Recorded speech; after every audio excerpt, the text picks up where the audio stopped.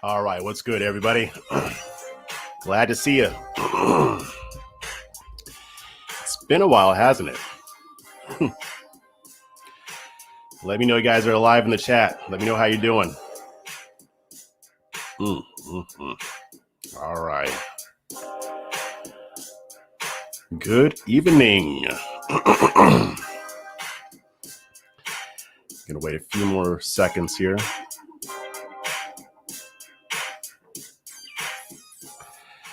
All right, so I'm gonna try to get through this. As you guys know, I've been really sick, and and my voice isn't what it normally is, but I'm gonna make the best of it. We're still gonna have some fun over here, right?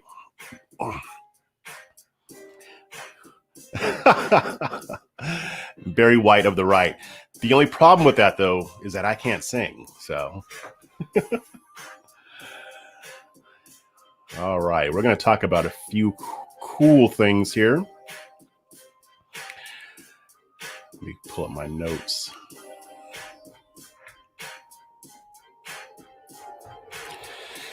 Today, we're going to talk about how the Republican Party can win back suburban women voters. I'm going to talk about parents pushing back against woke indoctrination in the classroom. And we're going to talk about a little spat that's going on in the House of Representatives. And that should be pretty fun. And I'm going to have an opinion on this whole censorship thing. Not censorship like on social media. I'm talking about members of the House being censured. Yes. And I think my opinion might surprise some of you guys on this, unless you read my work on redstate.com. Yeah, you know what? I think I'm going to go with that, Greg. That'll be my new Twitter handle. All right. Actually, the way I'm coughing right now, I think I'm more like the Doc Holliday of the right. Anybody who's seen Tombstone knows what I'm talking about. But before I get started, as usual, if you haven't already subscribed, please hit that subscribe button, hit that notification bell. That way you'll be informed whenever I go live or whenever I upload a video. I've been kind of out of it the past week or so I haven't done much, but the cold is starting to go away. It's holding on for dear life, but it's on the way out. So thank God for that. If you want to support my work, join my online community at afreshperspective.locals.com. It's in the show notes. Only $4.99 per month, and you get access to premium content that other people don't get. I've already been uploading some more stuff. I actually uploaded a chapter from the book that I'm working on. I'm in the editing phase, so I'm almost done with it. But if you want to read a chapter of my satirical book, then sign up for my online community at afreshperspective.locals.com. Again, only $4.99 per month. And my book, it's called here's the kind of the working title. I might change it, but it's The Conservative Inc. Manual for Reaching the Black Community. It's a satirical look at GOP Black outreach. So if you guys like satire and you guys like my satire, I think you're going to enjoy it. So go ahead and check that out. Also, if you want to do a one-time donation, the links are right here. I appreciate any and everything. If you appreciate my content, if you like my content, if you learn something, or if it makes you think, then consider supporting my work that way. I appreciate it all. So let's get into this whole thing. First, I want to talk about the Republican Party and their prospects for winning back suburban female voters, which, as you already know, President Trump didn't fare so well with this particular voting bloc. And I'm going to be quoting from an article on libertynation.com, a site that I also write for. So definitely check that out. I already have the link in the show notes if you want to take a look at it. But you can also read my work on Liberty Nation and Red State. So this article was written by Lisa Donner, who is the editor-in-chief of libertynation.com. Awesome person. She's the one that hired me on. So I'm going to be just sucking up to her a little bit, But she wrote a very, very interesting article about how the GOP might win back suburban women. And I think you guys will find this perspective pretty interesting because I think that she has a point. I think that she might be right about this. Um, so to quote the article, the first quote will be, quote, political analysts will tell you that suburban women are a crucial voting bloc. First, they vote in great numbers. Second, they can be fickle. And third, you are just not going to win an election without them. Suburban women voted in multitudes for Biden and company in 2020, but Democrats risk alienating the people that put them in power if things keep going as they are. Very good point. This could be an issue where Republicans don't so much win back suburban women voters, but more that the Democrats push them away.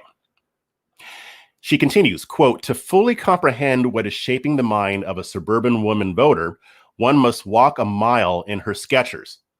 Now, I'm going to stop right there. I take a little bit of offense at that because as a Black man, I also appreciate Skechers. I love them. My shoes are great, but I digress. Quote, these are the gals who run the PTA, serve as the primary taxi drivers for their children's sports teams, and bring baked goods and flowers to Teacher Appreciation Day. In great numbers, they were turned off by President Trump's personality. In the last election, women voted for Joe Biden over the president 57% to 42%. More specifically, Biden made gains among college-educated white women voters who supported him in great numbers than Hillary Clinton. So this is something that a lot of us already know. I mean, a lot of suburban women who voted for Trump ended up souring on him. And it wasn't because of policy. This is something that I've talked about quite a bit. I think a lot of people in general who may have voted for him before kind of switched sides, or they just didn't vote because it was more about his personality than his policy. And that's on one level, that is understandable. I mean, whatever you feel about Trump, I mean, you can acknowledge that he made a lot of mistakes as far as the way he used Twitter and, picking feuds that were pretty much useless. But I think a lot of people like that because they like the whole culture war thing, the culture war aspect. But I think that kind of turned a lot of people off. And I think it's one of the reasons why people are pushing Ron DeSantis so hard, because he has the elements of Trump's personality that people like without the weaknesses. Like DeSantis isn't going crazy on Twitter and picking fights with such and whatever. He just does his thing and he attacks the left a lot. He's not afraid to go after the media. This is not an endorsement of Ron DeSantis. My mind's not made up on him yet. I'm starting to see some things that I don't like, but that could be a different conversation. But just to continue with the article, Lisa writes, quote, yet there is a disconnect. These are the gals who drive gas-guzzling SUVs to haul their kids around, yet worry about climate change. Mothers of school-aged children outside urban areas find MS-13 gangs frightening, but do not want to see pictures of border kids in cages while eating their lean cuisine entree. They can be a genteel and civil lot until you start messing with their kids. And I think this is where she really starts to drill down here and get into the point that she's making. She writes, quote, mothers of girls who participate in sports are not hep to those who identify as female sauntering into their teenage daughter's locker room. They do not appreciate when transgenders compete against their girls in sports either. These women often help with homework and know what their children are being taught in school. In short, they are dialed into their kids' education. Now we're seeing evidence of that now, aren't we? Especially with this whole debate over critical race theory and wokeism in schools. You can see that these women are serious. And I would suspect that a lot of these women might even lean a little bit to the left. But at the same time, when it comes to their kids, they can be conservative. Now, she references an instance, which I actually wrote about for Red State, but Lisa references an incident in which a Fairfax County in Virginia, Fairfax County public school board member, she gave a keynote commencement address at a high school called Justice High School. Her name was Omesh. Hopefully I'm pronouncing her name right. But among other things, she said a lot of, questionable things through that speech. And she also, did the Pledge of Allegiance, and she said one nation under Allah. And excuse me, but it wasn't just that. It was the fact that she also told the students, which were mainly minorities, that they were entering into a world of white supremacy and racism and wealth gaps and climate crisis and extreme poverty. She painted a very dismal picture of the future that these students were going into. And I would imagine that at least some of them were like, oh, come on, lady, I just want to graduate. I don't need to hear you preach at me. But she did it anyway. So that's an issue. And then she also quotes from another story. She says, quote, in Loudoun County, Virginia, the contempt for teaching critical race theory is rapidly becoming epic. A gathering storm in a metropolitan Washington, D.C. suburb is making the national news almost weekly with a very vociferous backlash against the controversial curriculum. Oh, great use of alliteration there. I love that. Quote, wild and raucous school board meetings have now led to an organized recall effort of school board members. And I'm going to be talking about this in the next segment. But we see, again, all these mothers coming out saying, hey, we don't want you teaching, white fragility to our kids and putting in, the 1619 project, which the 1619 project is not critical race theory. I'll put that out there. But it's still it is still part of a larger effort on the part of the left to inject certain ideology into America's classrooms. So she finishes her article. I'm not quoting all of it. So definitely take a look and read it if you want to. She concludes by saying, quote, the final characteristic of the suburban mom is intelligence. These are bright and educated people who take their parenting very seriously. Will they realize that the power is in their hands to stop much of this public school angst by voting more conservatively from the school board on up to the president of the United States? Democrats just may find out sooner rather than later. Let me take a swig from my magic water jug.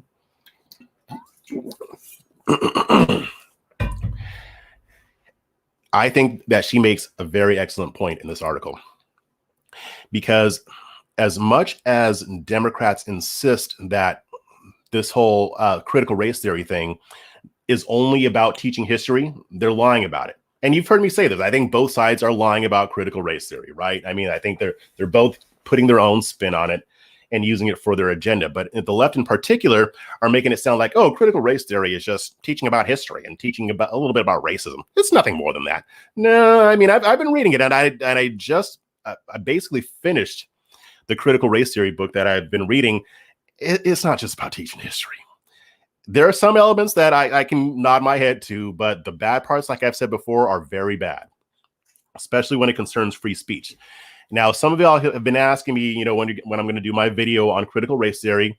It's coming. I want to do more reading on it. I'm that type of person. I'm that guy. I want to do more reading on it before I actually do a full-length video on it.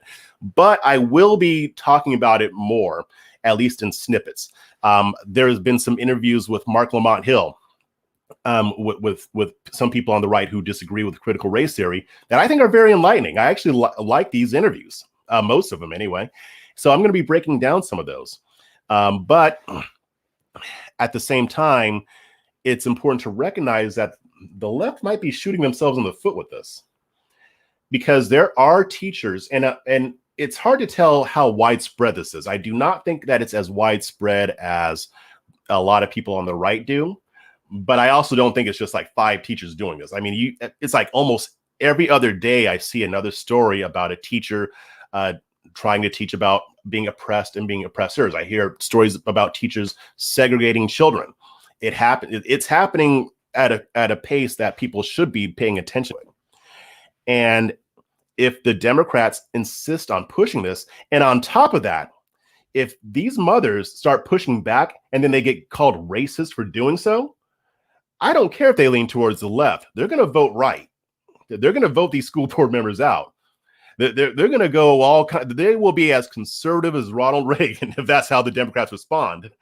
And the sad part is that all of us know that this is what's going to happen, right? I mean, as more and more of these parents push back in areas that aren't necessarily even red states or red areas, they're going to push back. They're going to get called racist. They're going to get pissed off about it, and they're going to take action. And I'm not talking about Karens here. I'm just talking about regular black women live in the suburbs too. So, I mean, I think that if the Democrats continue pushing this, then they will alienate this voting bloc. I can see that happening for 2022 and also for 2024. And one of the things I say about the left, they just can't help themselves, right? Now, the moderate left might try to say something, but they're not really going to get involved in this either because they're going to be called racist. So this is a very interesting article. I hadn't thought about this, but she makes an excellent point. I do think that the Democrats are going to lose the suburban vote. Or if they win it, they'll win it by just a smidgen. And a lot of it is going to be because of this issue that they keep pushing, even though it's not very politically savvy. So what do you guys think? Let's take a look here.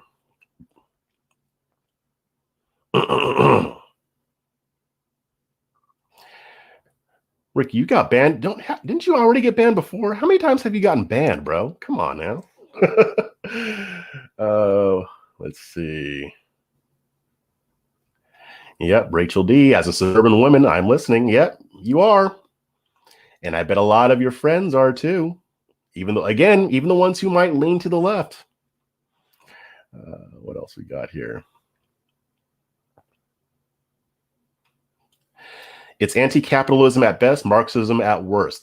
Yeah, when I read through that book, they say it. I mean, they're into Marxism. In that book, they will straight out say that this is Marxist thought, and that a lot of the activists work with Marxists in other countries and in ours. They do not like capitalism, guys. The critical race theory people, the crits, as they call themselves, they do not like capitalism at all. That's something we need to be focusing on a lot more as well. Like, people are just focused on the race stuff. These people, if they get their way, and by the way, I think we're helping them. I think we're helping them get more popular. They can use us as the villain to say, yeah, those people are why critical race theory needs to be taught, which is yet another reason why I said that we shouldn't be focusing on so much on banning, but disputing the idea. But again, I'll be talking about that elsewhere. History is not theory. Despise revisionist history. Yep, it's not theory. Now, I'm not saying that critical race theory doesn't deal with history. They do talk about history, but that ain't all that it's about. Don't let them tell you that, because it's not. It's a lie. And a lot of them are saying that, oh, if they ban critical race theory, they're just going to ban Black history. They're going to ban the history of racism. That's not necessarily true, but I mean, here I'm in Texas. And you know what they try to do in the legislature. I can kind of understand why somebody might come to that conclusion, given the fact that there were some legislators who tried to remove MLK and Frederick Douglass. Now, that didn't end up going to the final bill that was voted on, but the fact that somebody even tried, it kind of lends some credibility to that. Even so, that doesn't mean that everybody who says that I don't want critical race theory to be taught in schools is trying to get rid of history. And it's funny with this whole Juneteenth thing. I'm seeing a lot of lefties tweeting, oh, well, the Republicans voted to make Juneteenth a federal holiday, but they're going to ban the teaching of it in schools. Nobody's advocating for that. Not that I've seen. I've not seen the text of any bill that says that. And I'm not saying that I agree with them fully. I'm just saying that that's a misrepresentation and it's deliberate. People don't like to be disrespected, especially the moms, and they are starting to fight back. Yes, they are. And I'm going to be talking about that in just a few minutes. Lindsay and Rufo say hello. See, Rufo messed up too, though. Like, I'm not going to talk about it right now, but the whole thing that he did where he basically admitted that they're going to be lying about critical race theory and trying to apply that label to everything. That's foolish. Nobody's going to fall for that. I'm sorry. The only people who are going to fall for it are the people who already agree with you. Like, you can't just because a lot of the stuff that's going on in these schools isn't even critical race theory. This is just wokeism. It's just woke theology. But now they're going to try to say that everything is critical race theory. CJ Pearson tried to do it on Mark Lamont's show when it came to the 1619 Project. So again, when they're labeling the 1619 Project as critical race theory and they want to get rid of critical race theory, I can see why somebody might think, oh, they want to get rid of history. Not every single thing that is in that 1619 Project is inaccurate or bad. A lot of it is, but not all of it. I haven't read the whole thing, but I read some of it and I was like, okay, that makes sense, whatever. But that's where we're going. That's where we're making a mistake right now. And I think that instead of focusing on critical race theory, which I understand that you have to put a label on something if you're going to attack it when it comes to persuasion, but that ain't it, Chief, because a lot of this stuff, if we give them room to be able to say, no, that's not critical race theory, and have them be right, that's not going to look good for us. Like, I'm not going to lie. I'm not going to say, oh, yeah, that's totally critical race theory when I know for a fact it isn't. I'm going to say the opposite. So we need to have a better way of going about this, I think. And I think some people have some decent ideas with it, actually, that I was actually surprised by. My point was that Rufo and Lindsay have talked quite a bit about Marxist roots of CRT. Yep. Yeah, they have. Let's see.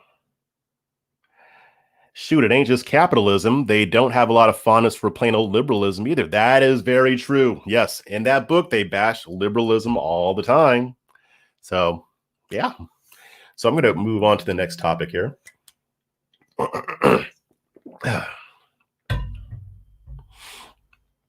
And what I'm going to talk about next is a group of parents that got together and they formed a national network to push back against what I'll call woke indoctrination. Because again, it's not all critical race theory. But a woman in Philadelphia, she's a stay-at-home mother. Her name was Ilhan Fishbein. She started a group called No Left Turn in Education. And the Epic Times tells kind of her story a little bit. And what happened is that she has 3 boys, and she's in a Philadelphia suburb, a suburban woman. And she kind of did a little bit of digging into what her sons were being taught. And she noticed that some of these teachings and the lessons and the activities were politically biased or inappropriate. Now, when she noticed this, she was able to deal with the issue by just opting her children out of that. Some schools will teach this stuff, but if you want to exempt your children from that, they'll let you. That doesn't happen all the time. I just wrote an article today about a couple, I believe, in Florida who tried to do that, but they wouldn't let them take their child out of that. But after the murder of George Floyd, the school started putting on cultural proficiency lessons. And the problem is that sounds nice, but when Ilhan and her husband looked at the lesson plan, they were horrified because they believed that they were pretty much racist. The article says, quote, the school materials Fishbein examined followed what she called woke culture, a set of quasi-Marxist ideologies that divides society into oppressors and the oppressed based on characteristics such as race, sex, class, or sexual proclivities. And again, she opted her sons out of that, but then she also wrote a letter to the superintendent complaining about it. And she said in her letter, quote, the material selected for this indoctrination pumps their brains with lies that puts unbearable emotional burdens on them for years to come. Why must our kids feel like villains and hate themselves for something they had no control over, the color, pigmentation of their skin? And again, some of this is part of critical race theory, although it doesn't, from what I've seen so far, I haven't seen that critical race theory just straight out teaches that if you're white, cis male, or what have you, you are automatically an oppressor. Now, there may be some proponents of critical race theory who have made that point, but I'm not comfortable saying that most people who subscribe to CRT actually believe that. But when you start studying critical race theory, you start to see how it can at least be used to push that. Sometimes an idea might not be all bad, but it can be used in a way that is bad. And I see that a lot with the left. So what she did is she went on social media. Like a lot of schools have their own Facebook groups and stuff like that. And she kind of gave her opinion on it. And she says, quote, I was called racist and bigoted and homophobe and whatever. And she said they wouldn't even discuss it. They just call you a name. That sounds familiar, right? um, but she also did get some feedback from other parents who were concerned. And they told her, we would like to act, but we don't know what to do. And so she ended up having an appearance on Fox News. I didn't see it, but she was on Fox News. And some conservative media also wrote about her. And it was then that she really started receiving a deluge of letters and emails and messages from other parents whose schools were also pushing what I call woke theology, and also using critical race theory to group students into the oppressor or oppressed class. So she used the momentum that she got from that interview to start organizing groups of parents into different chapters. And again, the group is called No Left Turn in Education. They have a website. You can check it out if you want. And it really started kicking into gear when they got involved in their first lawsuit. Fishbein, she helped a Nevada mother named Gabrielle Clark find a lawyer because she was dealing with this with her son at school. Now, what's interesting about Gabrielle Clark, she's a Black woman, and she has 5 kids. And I don't know if this is her youngest child or her oldest, but he's multiracial. The father passed away, and and her son went to a school called Democracy Prep at the Agassiz campus in Las Vegas. And the school started requiring these lessons and started requiring students to label and identify which groups they were a part of. And by their identification with those certain categories, like, race, class, ableist, whatever, they were grouped as either oppressor, privileged, or oppressed. And what's sad about the whole privilege thing is that the lessons define the term privilege as, quote, the inherent belief in the inferiority of the oppressed group. Oppression was characterized as malicious or unjust treatment or exercise of power. So just by virtue of belonging to a privileged group, that means you have an inherent belief in the inferiority of an oppressed group. Now, as I said, Clark is a Black single mother. She has 5 kids, and he inherited blonde hair, green eyes, and light skin from his father, who was deceased. This meant that in his particular class, he was the only student who was perceived as white, which meant that he was classified as privileged and oppressive. Because remember, to them, privilege is the inherent belief in the inferiority of the oppressed group. So he got hit with that label, even though it probably didn't even apply to him. And so during an interview with the podcast, Clark said, quote, all I could think of was, how in the world is my son supposed to function in his life normally with his siblings and with his mother, with this idea in the back of his head that he is somehow privileged and oppressing us? I mean, because his siblings, I think, would have darker skin. So they're teaching him that he is an oppressor to his own siblings indirectly. Now, what happened, the reason the lawsuit came about is because her son refused to participate in this whole thing. He said, no, this is crap. I'm not going to be doing the assignments. I'm not going to be participating in these particular activities. And the school failed him. They failed him for his refusal to take part in an exercise that casts him as a villain for no good reason. And in this case, the family asked the school to let him take an alternative class, and they refused. So according to the Epoch Times, they reported, quote, in December, when the family filed a suit alleging the constitutional rights of both William and his mother were violated, and that a government-funded school has no business attaching moral judgments to students based on their identities and compel them to participate in the exercise, much less to unlearn some of the traditional values they've learned at home. So again, this happened in December. I'm not sure where the lawsuit is at right now, but this group is designed to fight against this. I wouldn't be surprised if other mothers end up filing lawsuits. See, we're just seeing what's happening at the school board level. Now that, the school boards are meeting, you have parents showing up and it's on camera and it goes viral on social media. But we're not thinking about the legal aspect of this. How many lawsuits are going to be filed because of this stuff? And again, not everybody who's talking about critical race theory actually subscribes to all of this, because I know for a fact there are at least some teachers who are teaching some of the tenets of critical race theory without going this crazy with it. Some of them might even be teaching it as a theory, but I don't think any teacher is actually straight up just teaching the theory. Like, they're not saying, okay, let's sit down class and we're going to talk about critical race theory. Honestly, it's very heady, guys. I mean, this is stuff for college age students, and it'd be very hard to distill that in a way that would work for elementary or high schoolers. Doesn't mean you can't take some of it and dumb it down, but still, I mean, a lot of these teachers, again, are not necessarily teaching critical race theory in the way that it actually is, because they can't, whether there's a law or not. It's just, if you read the books on it, you'll know what I'm talking about.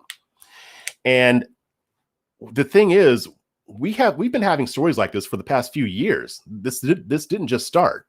Nobody was really calling it critical race theory then.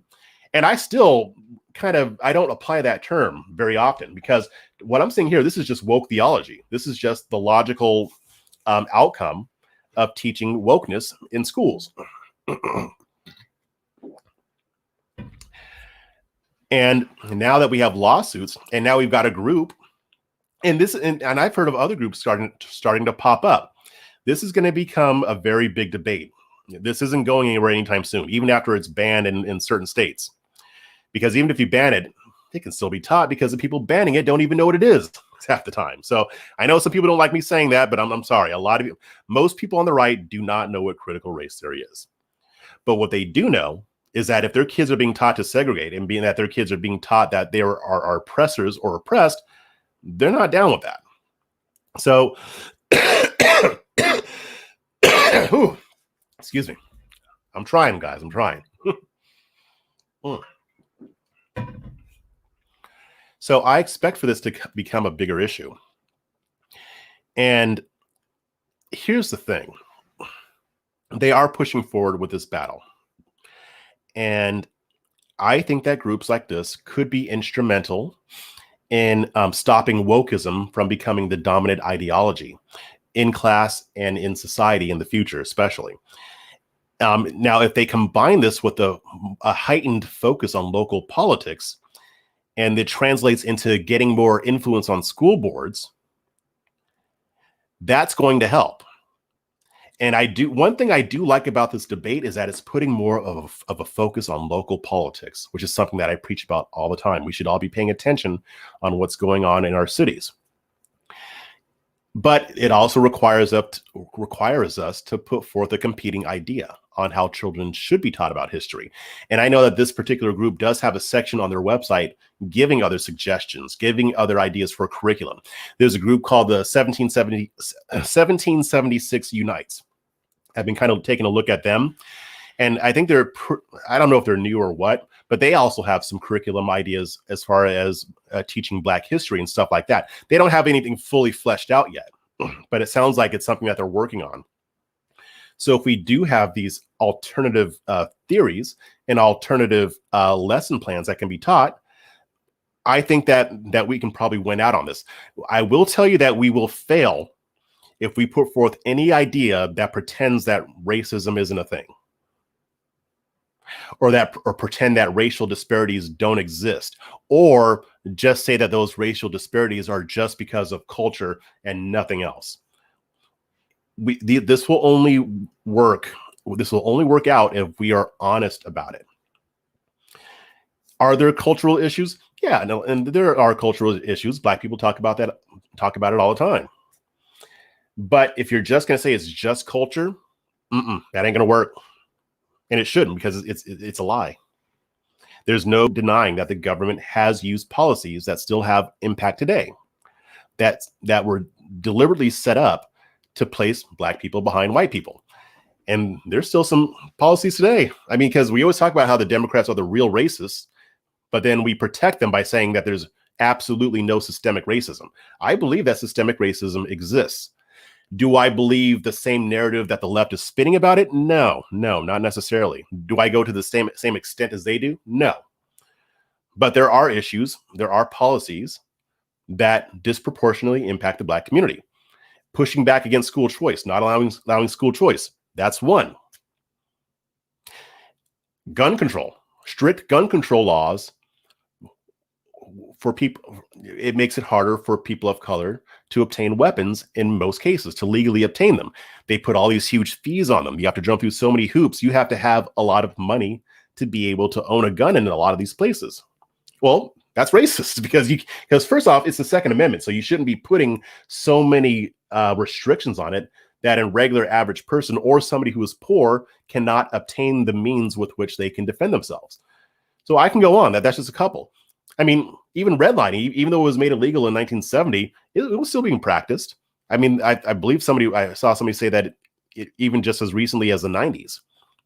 So we have to be willing to acknowledge those and to deal with those in a way that is honest. That is the only way that we beat this, guys. All the stuff with people banning and even with school boards saying, we're not going to teach it, that's all well and good.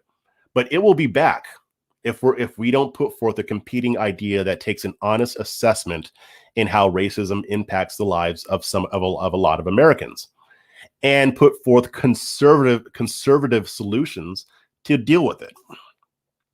So what do you guys think?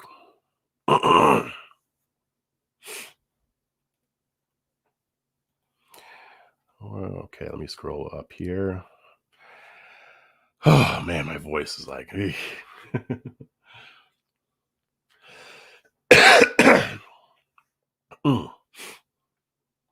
okay. Jonah Oravio. Christopher Rufo did a YouTube live stream with Chloe Valdery discussing alternatives to CRT. He seemed open-minded there. I was surprised, but at least he seems willing to listen to others. I saw that. I didn't watch the video, but that is on my list. I do want to see that discussion. Chloe Valdery, I think, has been awesome on this. Shaka, you're going to have to let me on one day. Yeah, we need to make that happen. We do need to make that happen. I kind of miss you, bro. Pause. No homo. I miss you, bro. We got to have a conversation again. So we'll make that happen. I'll hit you up.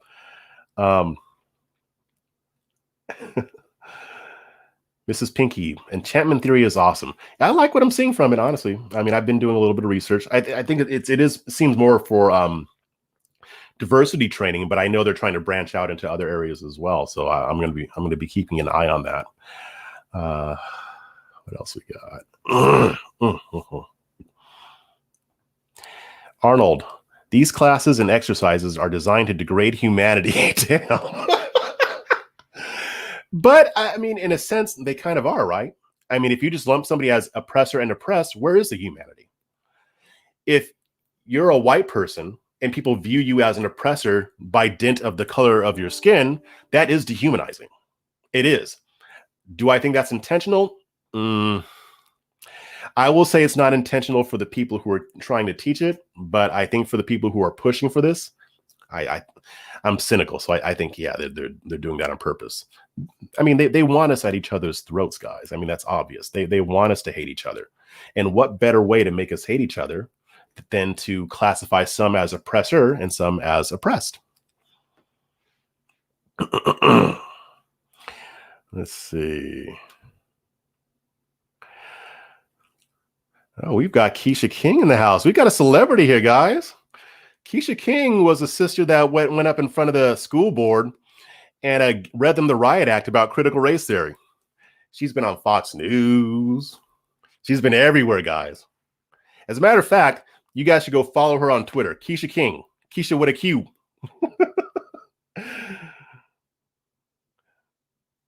What else we got here?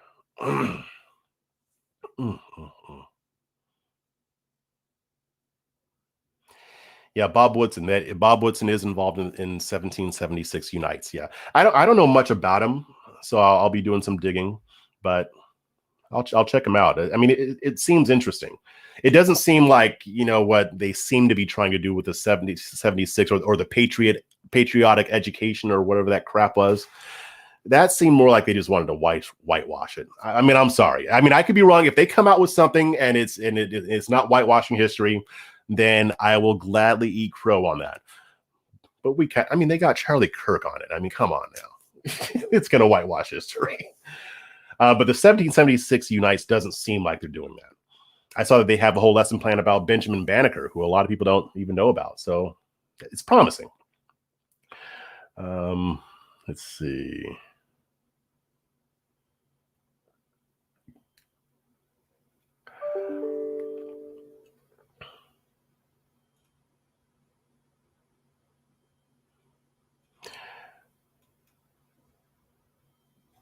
Okay.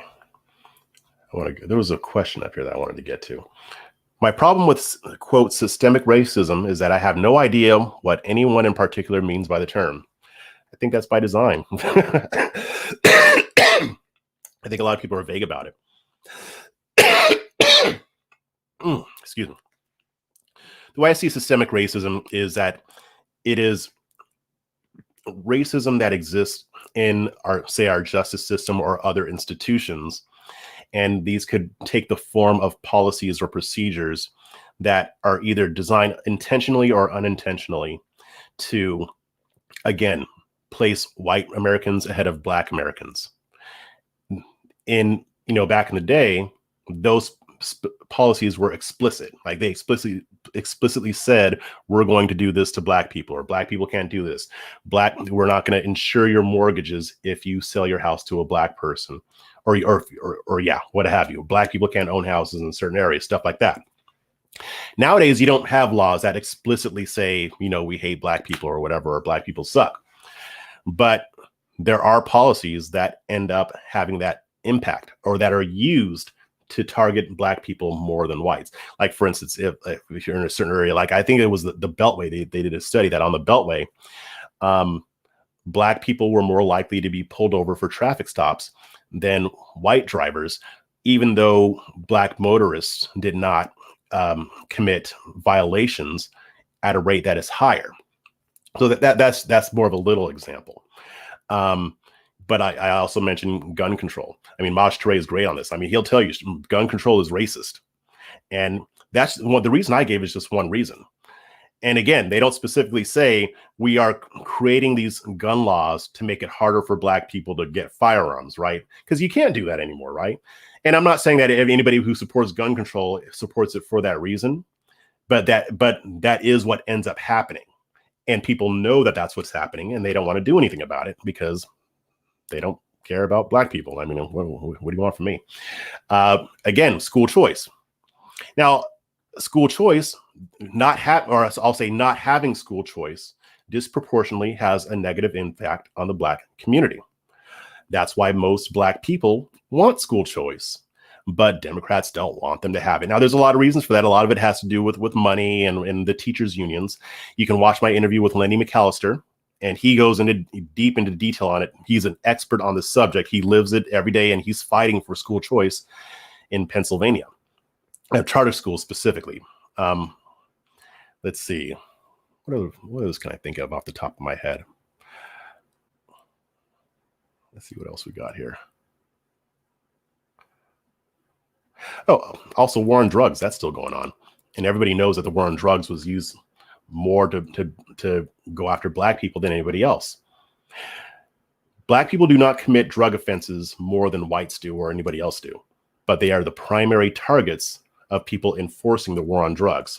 So, and now I'm not saying that was the intention when it was created by Richard Nixon. I mean, I'll say this. I don't necessarily think that was his goal. And even Vox, a very, very left-wing site, even says that's probably not why he did the war on drugs. He did the war on drugs because he hated drugs. That was it. He hated it with a passion. But still, that does not mean that police departments did not use that law or those laws to target Black people more than others. So that's just a few. Those are a few examples of what I see as systemic racism. Now, do I think that every single one of our institutions is just flooded with racism and they just hate Black people? No, that's not what I'm saying. I'm just saying that there are issues that need to be fixed. And I don't think that there's anything wrong with admitting it. It does not mean that America is a racist country, because I don't believe that. Kamala Harris, she thinks that there is systemic racism, but she does not think that America is a racist country. James Clyburn believes in systemic racism. Representative James Clyburn of South Carolina believes there is systemic racism, but he does not believe that America is a racist country. You can acknowledge that racism does exist and is still present and still has an impact. It doesn't mean the entire country is racist. That's absurd. Let's see. Redlining. So that just, well, it didn't really, I would say that that's the last case that they caught. I don't know that it's completely disappeared. By now, it probably has. I mean, you might probably see it in some areas, but it is illegal. So hopefully if they catch it, it'll get prosecuted. But what people don't understand about redlining is that it still has an impact today. A lot of people think that just because it was made illegal in the 70s, that it didn't already do what it was intended to do. Redlining was specifically intended, again, to make sure that whites had a better position in America than blacks. It was specifically designed for that purpose, and the government, along with American society, pushed it. So that by the time it was made illegal, it had already done what it was intended to do. And it prevented black people from building a generational wealth that a lot of whites were able to enjoy. It's not the only policy. I mean, the fact that they wouldn't let black soldiers take advantage of the GI Bill. There were a lot of different things that the government did. And while those things are illegal now, again, they still reverberate unto today. It's not like people just say that it's all about slavery. No, this is the legacy of slavery. I mean, Jim Crow was a legacy of slavery. The other laws that they used after Jim Crow, that's all the legacy of the racism that justified slavery. Let's see. Have you read A Renegade History of the United States? I've read some of it. I need to get back to it. It's a great book. I read I think the first 2 chapters. I have so many books in my library that I need to read, and I'm just not. I am working on it, but yeah, I want to get back to that. Thaddeus Russell is awesome. Let's see. Mrs. Pinky, oh, good example. Black maternity death rates are another, and it might not even be intentional, but it's a symptom of healthcare disparity. Healthcare choices due to big government affect people. Let's see.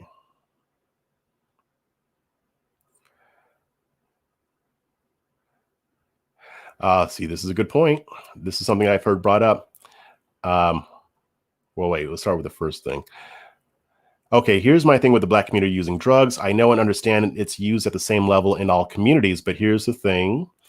When I lived in Connecticut, the white boys who use drugs would go inside, sell their drugs, and go about their business. When I moved to the Bronx, the dealers are standing on the corner selling it. It's like saying, hello, come and arrest me. Oh, man, I can't laugh too much. So I dug into that. And it's true. That does account for some of the disparity. But the studies that I read, it doesn't account for the entire disparity. So yeah, some of it is that people that Negroes are just out on the street selling drugs, whereas in white communities they hide it. But that doesn't fully account for it. The disproportionality is far more than that could account for, because there are also a lot of black people who do hide it. They still get busted. So but yeah, so that's the issue with that. So there are other factors. I'm not saying it's all racism, but it's hard to imagine that doesn't figure into it. I mean, there have even been cops who have talked about how they were told to go specifically after black people. And this is throughout, the past few decades. Even just recently, I think it was last year or 2019, I wrote an article about 5 cops in New York City who are suing the police department because they had a commander that specifically told them not to go after Asians or after white people, but to focus on Latinos and black Americans. So this stuff does happen. Now, does that mean that every police department is racist? Of course not. But there are issues in the system that need to be dealt with. And it's okay to say that. Again, it doesn't mean that America is a racist country, yada, yada, yada. Thanks for the super chat, sis. I appreciate it.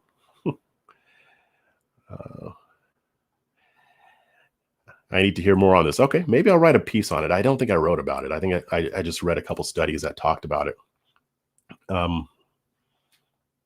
That's where loitering laws play into it too. Yeah. And I think another issue is the fact that there are certain laws that allow police to approach Black or white people for reasons that shouldn't really exist. And then they might get caught with drugs that way, especially if they're using those laws to target Black people. I mean, look at Eric Garner.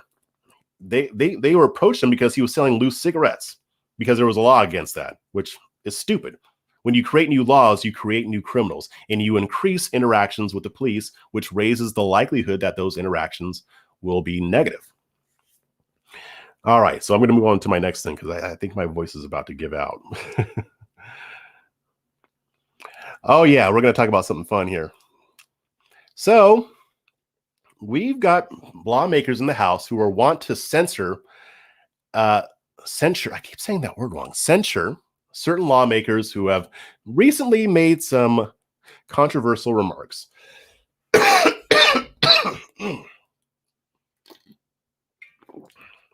Okay. Can you guess who the two lawmakers are who are being targeted? Well, you don't have to. I'm going to tell you. Representative Marjorie Taylor Greene of Georgia and Representative Ilhan Omar of Minnesota.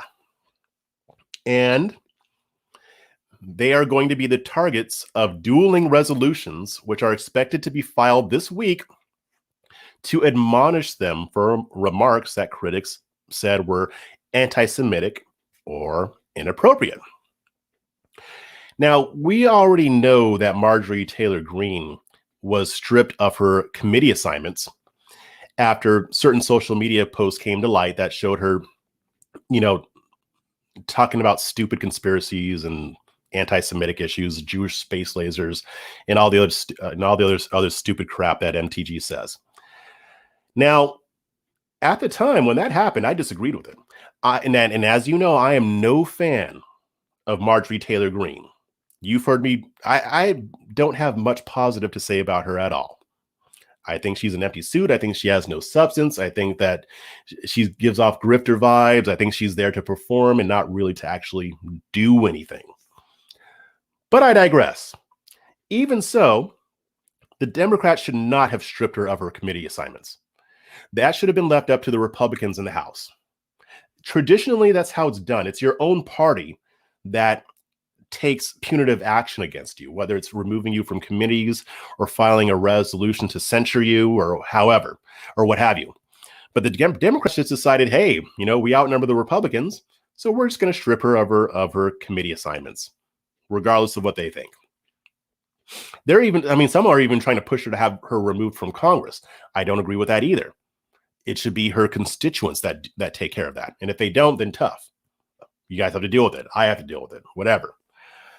Now, Representative Brad Schneider, a Democrat from Illinois, he was expected to unveil a resolution today, but I don't know if he's actually done it yet. And it would censure Greene for remarks that she made last month when she compared mask rules in the House to the Holocaust. She basically said that representatives having to wear masks in the House of Representatives were like Jews living in Nazi Germany during the Holocaust.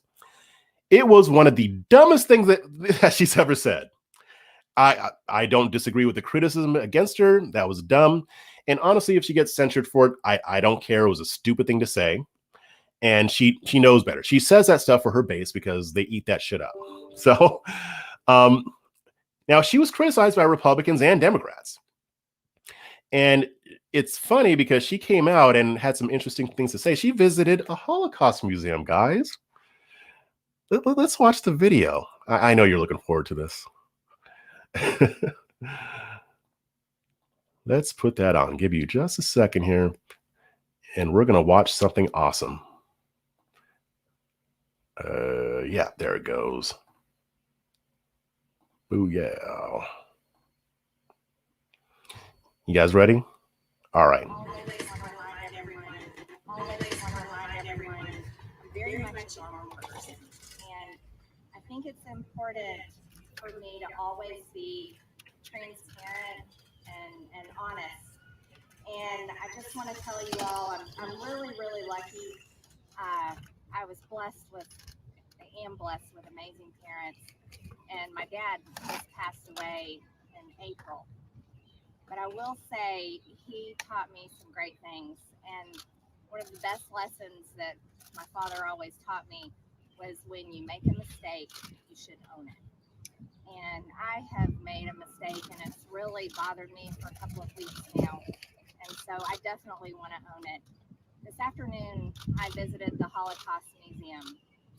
The Holocaust is, there's nothing comparable to it.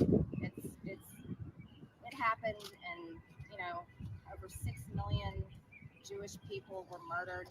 More than that, there were not just Jewish people, Black people, Christians, all kinds of children, people that the Nazis didn't believe were good enough or perfect enough. And the horrors of the Holocaust are something that some people don't even believe happened, and some people deny, but there is no comparison to the Holocaust. And there are words that I have said, remarks that I've made that I know are offensive, and for that I want to apologize. And I am just fine and very glad to be able to come out here and do that, because I believe it's important. I believe that if we're going to lead, we need to be able to lead in a way where if we've messed up, it's very important for us to say we're sorry. And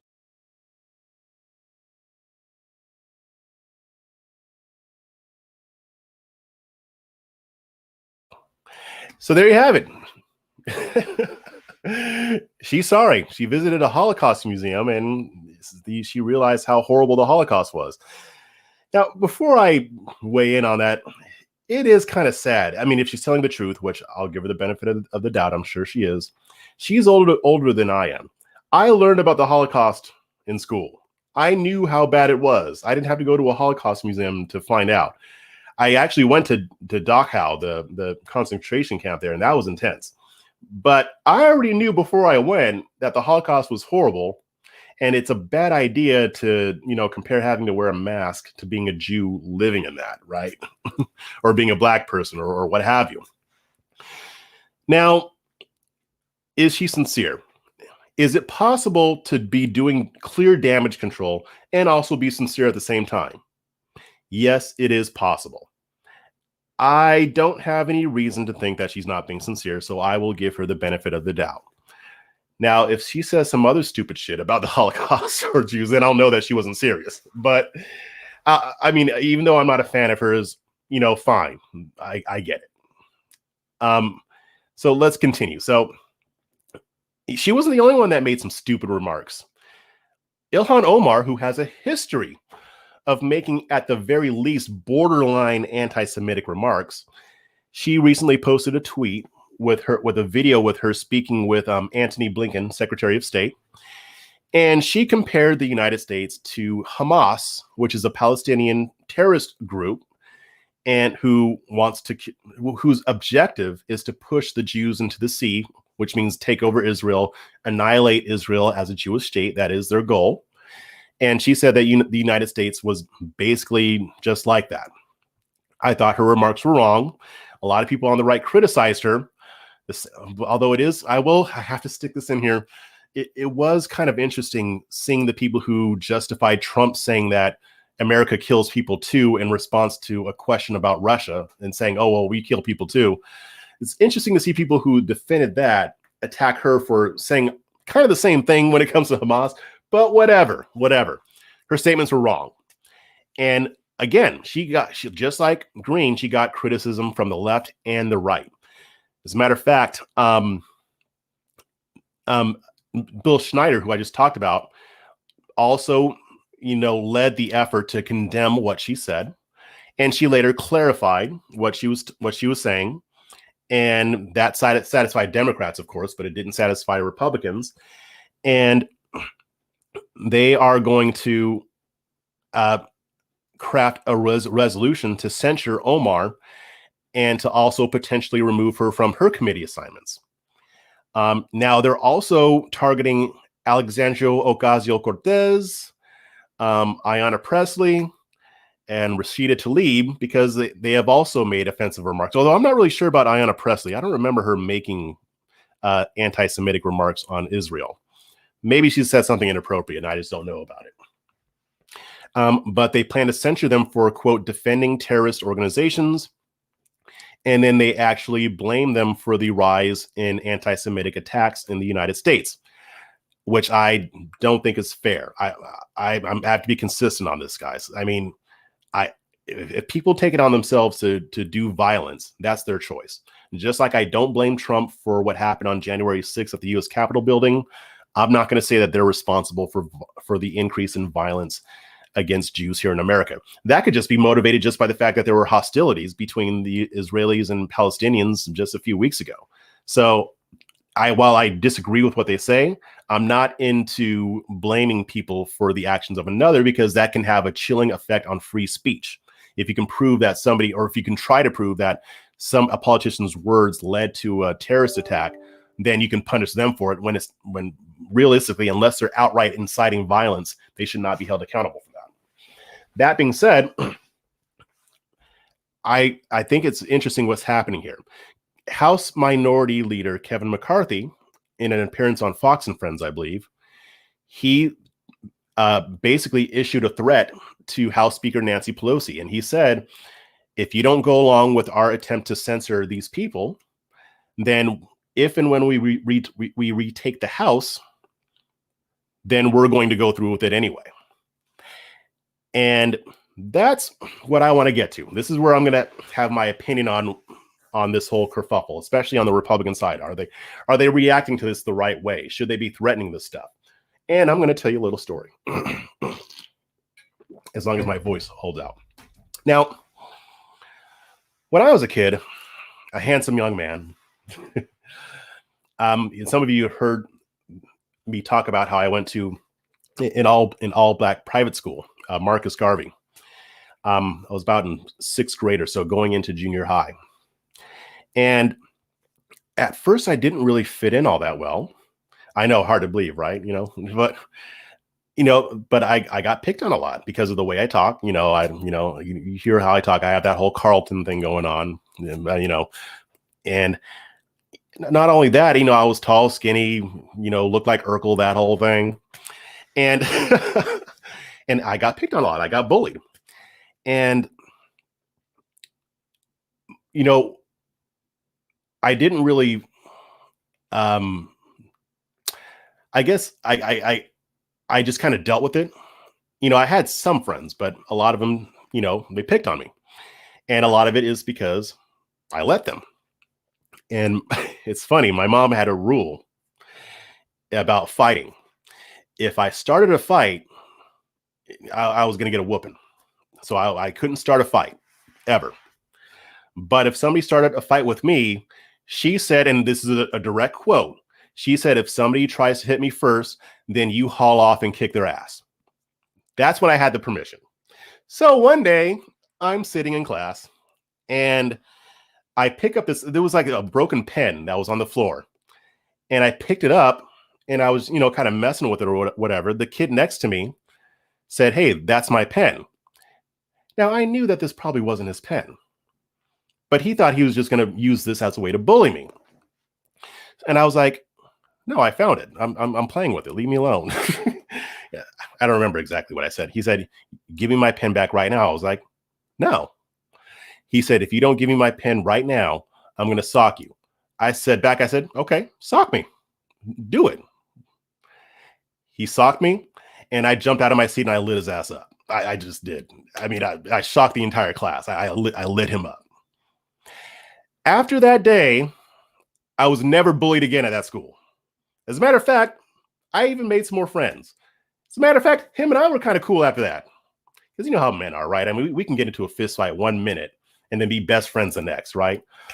Now, I got suspended. He got suspended too, and I got suspended, even though the teacher in the class, I'll never forget him, Brother Macaulay. Because remember, at Marcus Garvey private school, this school was so black, we didn't call our teachers Mr. and Mrs. We called them brother and sister. So this was Brother Macaulay. He was from Sierra Leone. Never forget him. He went to the principal and he said, Jeff didn't start the fight. The other kid hit him first. His name was Eric. He didn't start the fight, but even so, I got suspended. My mom was pissed. She went up into that school and she was started yelling at me like, you better not suspend my son or whatever. And they upheld the suspension, which I was cool because I got a few days off of class. And it's funny because when she got back in the car, I was in the back seat. And I think it was my uncle that was driving, and she was yelling all about it. And then she turns back to me and says, "Well, did you kick his ass?" And I was like, "Yeah." And she's like, "All right." So I tell that story because in this situation and throughout, recent history, the Republican Party has been me, and the Democrats have been the other kid. Democrats push Republicans around and Republicans let them do it. Now, I know they say this on the left. They say, oh, well, the Democrats are always giving in to Republicans. No, they're not. You know that that's not true. Republicans give in. They're squishy. They will go along with the flow. They'll fight to a certain extent. And they'll really fight when they don't have anything to lose by it, when they don't have actually a chance of winning. So they can go back to their constituents and whine and say, oh, well, we tried to deal with Obamacare, but they wouldn't let us. That's how they roll. But they need to stop that. They need to tell the Democrats, okay, fine. You want to do this? We will get you back and actually mean it. As a matter of fact, and I've written about this before too, when the House Republicans win back the House, one of the first things they need to do is strip all members of the squad of their committee positions. Maybe not Cori Bush, because I don't think she's actually said anything that would warrant that. But for the ones who have actually said offensive remarks that are as offensive or that are on the same level as what Marjorie Taylor Greene did, they need to be removed from their committee positions. And they need to do this against the wishes of the Democrats. They need to say to the Democrats, I know you don't want us to do this, but we're going to do it anyway. They're going to lose their committee positions and we're going to censure them. If they don't do this, the Democrats will keep doing what they did, like what they did with Marjorie Taylor Greene. If somebody on the right says something stupid, they'll strip them of their committee assignments and they won't care what Republicans will think. They need to have a level of mutually assured destruction. And when I say mutually assured destruction, I'm talking about if you take out one of ours, we'll take out one of yours. Hell, we'll take out two for every one you do, because we can always dig into what you guys have said in the past now that social media is a thing. And if one of you guys said something messed up, we're going to remove them. That's it. The only chance of the Democrats stopping this behavior is if they know that they'll suffer for it. That's how bullies work. They do what they do only if there's no resistance. The moment you resist, even if you lose the fight, chances are they're not going to mess with you again because they want easy targets, right? Now, the counter argument would be, well, what if they just do it anyway? What if it just becomes a tit for tat and back and forth? Well, that's possible too. But the likelihood that they'll continue to do it is lower if the Republicans retaliate than it is if the Republicans don't retaliate. If they don't retaliate, the Democrats are going to do this every single time they have control of the lower chamber of Congress. That's why I think that the Republicans should retaliate. I don't care if it's by the time it's going to be 2022 or 2023. I don't care if it's old by that point. Nope. You said it. Cancel culture. Bam. You're out. If they don't do this, they don't deserve to be in office. I'm like many conservatives. I'm tired of this crap. Like, I don't like that they have to do this. I really don't want this to be a thing at all, but I can see that this will become a thing if the Republicans don't put their foot down. And unfortunately, they usually don't. They usually kind of puss out on this stuff. But that's my opinion. That's my take on it. What do you guys think? Am I going too far? Am I getting too Trumpy or whatever? Or let's see what you guys think.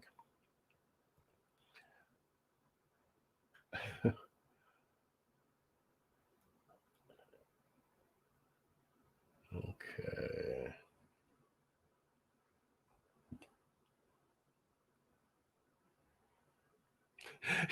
Olivia, you're on the same team. Look, criticizing another Republican or a conservative does not make you a libtard, Olivia Rondo. Gosh. Yeah, I know you had to. I know you did. I know you did, sis. Let's see. My school did tell us about the Holocaust, but my school used the ACE curriculum. I don't know what that is. Anything criticizing Israel is called anti-Semitic, kind of losing meaning. I support Israel, but I agree with you. We got the Ben Shapiro's out there who turn into Al Sharpton once you say anything critical of Israel. He becomes like the Israeli version or the Jewish version of Al Sharpton anytime you criticize Israel. It's sickening because he won't acknowledge racism in really in any other context except when it's against Jews. I'm exaggerating a little bit, but still. But I mean, even Andrew Klavan does this. I mean, he says the only really big bigotry is against the Jews. Yeah, people hate Jews. It's horrible. But that doesn't mean that if you criticize something Israel does, it doesn't mean that you hate Jews. Okay? I mean, gosh. They can make mistakes too. They're a country just like ours. I don't think Ayanna Presley is on the smarter end of the squad. I think she's just not very loud. I mean, she plays it kind of low key. And that's probably, I actually think that makes her be on the smarter end of the squad. She doesn't say a lot of stupid crap. She does say stuff that you and I would disagree with. But again, she's not out there like that. Not like Rashida Tlaib and the rest of the gang. Jeff on the right going wild. Yeah, you know it. I'm a thug. That's right, thug life. That's right. Oh my gosh, you guys. Jeff on the right is sometimes Jeff in the fight. I didn't fight a lot when I was a kid. Well, no, I wouldn't say a lot. Let's see. Bottom line, Republicans need to kick ass, period. Yeah, I agree. They need to. Punks.